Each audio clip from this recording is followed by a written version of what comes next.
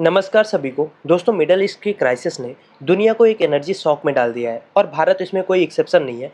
$120 प्रति बैरल के हिसाब से अगर कच्चा तेल गया है, स्ट्रेट ऑफ हार्मुज को बंद कर दिया गया है, तो ये भारत के लिए एक बड़ा इकोनॉमिक चैलेंज लेकर सामने आया है। खास तौर पे बजट सत्र हमारे यहाँ पे फिर से शुरू हुआ है, तो गवर्नमेंट को इस चीज़ को एड्रेस भी करना चाहिए कि हमारे पास मिडल ईस्ट क्राइसिस के प्रभाव को कम से कम रखने के लिए क्या उपाय है। क्योंकि एक्सिस बैंक की जो रिपोर्ट आ रही है उसके हिसाब से जीडीपी का 2% नुकसान केवल इस कच्चा तेल के बढ़ने से हमें होने वाला है।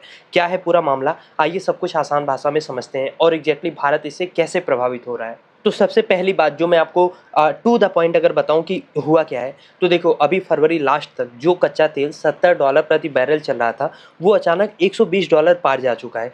अब ये भारत के लिए डरावना क्यों है? क्योंकि भारत अपनी ज़रूरत का लगभग 85 से 89% तेल बाहर से खरीदता है, और जब भी अंतर्राष्ट्रीय बाजार में तेल महंगा होगा तो भारत में महंगाई, घाटा, रुपए का कमज़ोर होना, ये सब उसके रिpercussions हो जाते हैं।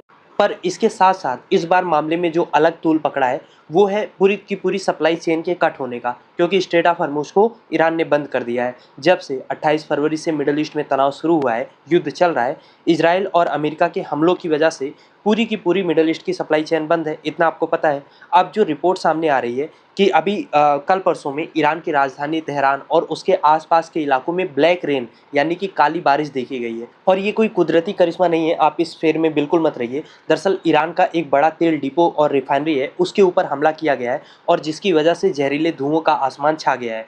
तेहरान के सहरान ऑयल डिपो में, जो बहुत बड़े इलाके में है, वहाँ पे एक भीषण आग लगी है। आसमान काला पड़ गया है और बारिश के साथ साथ तेल की बूंदें भी आसमान से टपक रही हैं, और इसके बाद से ही पूरे दुनिया में एक तरीके से घबराहट का माहौल है कि तेल की सप्लाई और बुरी तरीके से कट होने वाली है। क्योंकि एक तो ईरान में खुद इतना बड़ा डैमेज हुआ है, जो बहुत बड़ा तेल का सप्लायर है, ऊपर से अभी ये रिटेलिएट भी करेगा। सऊदी में, कतर में, हर जगह पे और ज़्यादा हवाई हमले होंगे, तो तेल के प्राइसेस आने वाले समय में और ज़्यादा बढ़ने वाले हैं। और इसके अलावा स्ट्रेट ऑफ हॉर्मुज भी अभी जल्दी नहीं खोलने वाला है ईरान, जिसकी वजह से जो 20% दुनिया की सप्लाई होती है तेल की, वो वहीं से गुजरती है। सऊदी अरब, कुवैत और यूएई जैसे देश जो दुनिया भर में अपने तेल बेचते हैं, वो इसी रास्ते से बेचते हैं, और ये अभी बंद चल रहा है। और पिछले कम से कम 4-5 दिनों में 4 बड़े तेल टैंकर्स जो यहाँ से गुजरने की कोशिश कर रहे थे, उस पे ईरान ने ड्रोन से हमले किए हैं। इम्पैक्ट में अगर आपको इसका बताऊं तो आप समझ लीजिए, जो समुद्री यातायात है उसमें 80% तक गिरावट आई है, और इंश्योरेंस कंपनियों ने इस रूट के लिए कवर देना ही बंद कर दिया है। और भारत के लिए सबसे बड़ी चिंता की बात यह है कि हमारे तेल का एक बड़ा चंक इसी रास्ते से आता था, स्ट्रेट ऑफ हॉर्मुज से, और अगर ये रास्ता लंबे समय तक बंद रहा तो जैसा कि मैं आपको बता रहा था, तेल की जो कीमत है वो $150 प्रति बैरल के पार भी जा सकती है। अब एक्सिस बैंक की एक रिपोर्ट आई है, जो ये महंगाई आ रही है, इसकी तुलना हमारी जीडीपी से करके देख रहे हैं कि भारत की जीडीपी को लगभग 2% का नुकसान होगा, जिस तरीके से कच्चे तेल का दाम $70 से 120 गया है और उसके भी पार जा सकता है। एक्सिस बैंक के मुख्य अर्थशास्त्री नीलकंठ मिश्रा की हालिया रिपोर्ट सरकार के लिए और हम सब के लिए चिंता का कारण है। देखिए, रिपोर्ट के मुताबिक जब भी कच्चे तेल की कीमत में $1 का भी अगर इजाफा आता है, तो भारत के लिए उसका सालाना आयात बिल $1.8 बिलियन तक बढ़ जाता है। एग्जाम्पल के लिए मैं आपको बताऊं, अभी फरवरी लास्ट तक कच्चे तेल का जो कीमत था वो $70 प्रति बैरल था, अब वो आज के समय में बढ़ के $120 प्रति बैरल गया है।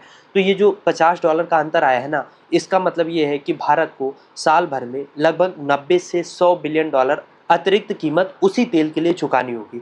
अब ये भारी भरकम जो रकम है, ये भारत की कुल जीडीपी का 2.1% हिस्सा है, और अभी तो तेल की कीमत और भी बढ़ सकती है। $120 तो आज के समय में है, जब ये बढ़ के $150, $200 तक जाएगा, तब आप सोचिए ये हमारे जीडीपी का कितना लंबा चंक खाएगा। अच्छा, इससे होगा क्या? ये जो 2% पैसा एक्स्ट्रा हम दे रहे हैं क्योंकि तेल की कीमतें बढ़ चुकी हैं, ये पैसा अगर नहीं वहाँ पे देते तो हमारे यहाँ पे नई सड़कें, स्कूल, अस्पताल बनाने में इन पैसों को खर्च किया जा सकता था। लेकिन अब ये पैसा एक तरीके से बर्न होगा कहाँ पे? उसी तेल को खरीदने में। अब ये हमारा जो करंट अकाउंट डेफिसिट है उसको भी बढ़ाएगा, रुपया भी इससे कमज़ोर होगा। मार्च के पहले ही हफ्ते में हम देख रहे हैं रुपया 92 के पार जा चुका है, और ये अपने सबसे निम्नतम स्तर पे है। अब इसके बाद रास्ता बचता है भारत के लिए कि वो कहीं और से अपने तेल का आयात करे, तो हम रसिया की ओर रुख कर रहे हैं। आपको पता है अमेरिका ने हमें 30 दिन का वेवर दिया है, 30 दिन की छूट दिया है, परमिशन दिया है कि हम रसिया से तेल खरीद सकते हैं। हालांकि ये अपने आप में ही बड़ी कंट्रोवर्सी है, इस पर मैंने आपको वीडियो भी बनाया था कि कैसे अमेरिका कौन होता है हमें परमिशन देने वाला। पर ठीक है, परमिशन मिला है तो मिला है। अब इस नियम के तहत, इस परमिशन के तहत भारत 5 मार्च से पहले जो भी लोड किए गए शिप्स हैं तेल वाले रसिया के, उनको खरीद सकता है, उस पर कोई प्रतिबंध नहीं है। और अमेरिका ने जानबूझ के भारत को ये वेवर दिया है ताकि जो ग्लोबल एनर्जी स्टेबिलिटी है वो थोड़ा बहुत मेंटेन रहे। क्योंकि अगर भारत रूस से भी तेल नहीं पाता, मिडल ईस्ट से भी नहीं मिल रहा है, तो डिमांड पूरी करने के लिए हमें कहीं और से तेल मंगाना होता, तो तेल की कीमतें और ज़्यादा अनियंत्रित हो जाती।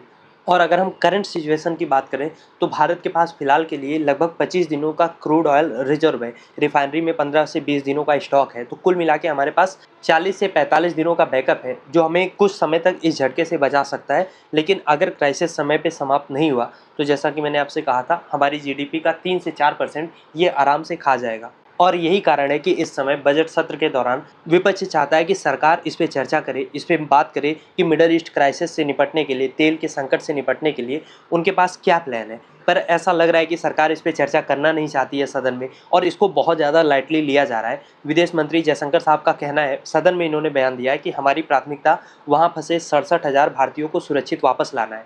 बता ये भी रहे हैं कि भारत ने मानवीय आधार पर ईरानी युद्धपोत IRIS लावन को कोची के पोर्ट पर रुकने की अनुमति दी। तो सारा लब्बो-लुभाव ये है कि सरकार ये कह रही है कि हम किसी का पक्ष नहीं ले रहे हैं, ना इजराइल का ना ईरान का, हम अपनी एनर्जी सिक्योरिटी और नागरिकों के हितों की रक्षा कर रहे हैं। लेकिन अगेन इनके जवाब से ये चीज़ नहीं क्लियर हो पा रहा है कि एनर्जी सिक्योरिटी के लिए ये कर क्या रहे हैं, रक्षा कैसे कर रहे हैं, क्या करेंगे ये जब कच्चे तेल का कीमत $120 से $150 जाएगा, कैसे ये हाउस होल्ड के लिए कीमत बढ़ने से रोकेंगे। तो कोई भी रोड मैप, कोई प्लान सरकार ने सामने नहीं रखा है। और इसी तरीके से वित्त मंत्री निर्मला सीतारमण ने भी एक तरीके से सदन में अश्योरेंस दी है कि फिलहाल महंगाई काबू में है, क्योंकि भारत का जो इन्फ्लेशन रेट है वो 2.7% के आसपास है, जो आरबीआई के टारगेटेड रेट से नीचे है। लेकिन विशेषज्ञों की माने तो सरकार ये जो बढ़ते हुए कच्चे तेल का कीमत है, इसका बोझ ज़्यादा दिनों तक उठा नहीं पाएगी, और इवेंचुअली इसको ट्रांसफ़र किया जाएगा लोगों के ऊपर। कमर्शियल एलपीजी के दाम पहले ही बढ़ चुके हैं, जिससे होटल और रेस्टोरेंट में खाना महंगा कर दिया गया है। अगर तेल $120 पर ही टिका रहता है तो भी इसका असर हमारे ट्रांसपोर्ट के ज़रिए हर चीज़ों की बढ़ती हुई कीमत पर दिखेगा। और इसके अलावा बहुत जल्दी डायरेक्ट पेट्रोल और डीजल के दाम भी बढ़ेंगे, क्योंकि सरकार कितना ही इसका बोझ उठा पाएगी। खैर, अब मेरा सवाल आपसे है कि आपको क्या लग रहा है, जिस तरीके से सरकार मिडल ईस्ट के क्राइसिस को सदन में चर्चा नहीं करना चाह रही है, उसको अवॉइड कर रही है कि इतना बड़ा इशू नहीं है, ऐसा लग रहा है। आपको लगता है कि इसकी चर्चा होनी चाहिए सदन में, या आपको लगता है कि नहीं, इतना ज़रूरी सब्जेक्ट ये है नहीं? लिखिए अपनी राय कमेंट बॉक्स में। और अगर अभी तक आपने चैनल को सब्सक्राइब नहीं किया तो प्लीज़ चैनल को सब्सक्राइब करिए, ताकि ऐसी और भी वीडियोज़ हम आपके लिए ला पाएँ।